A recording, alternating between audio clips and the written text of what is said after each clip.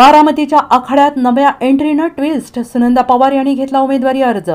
बारामती लोकसभा निवडणूक अधिकच रोचक बनत चालली आहे. राज्यात बारामतीमधील लोकसभेची निवडणूक चुरशीची असते. यंदा ननंद विरुद्ध भावजयाचा सामना रंगणार आहे. या मतदारसंघातून रोहित पवार यांच्या आई सुनंदा पवार यांनी उमेदवारी अर्ज घेतलाय. त्यामुळे या निवडणुकीकडे सगळ्यांचंच लक्ष वेधलं गेलंय. शरद पवार यांचे निकटवर्तीय असलेले लक्ष्मण खाबिया यांनी सुनंदा राजेंद्र पवार यांच्यासाठी निवडणूक निर्णय अधिकाऱ्याकडून अर्ज घेतलाय. सुनंदा पवार यांनी महाविकास आघाडीकडून उमेदवारी अर्ज घेतलाय.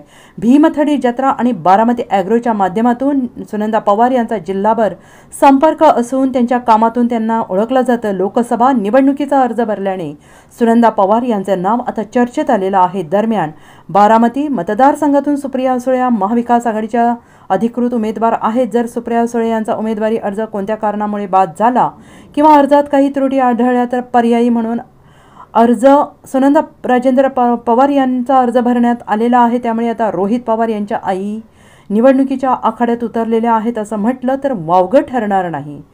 Bureau report SVN Marathi, Baramati.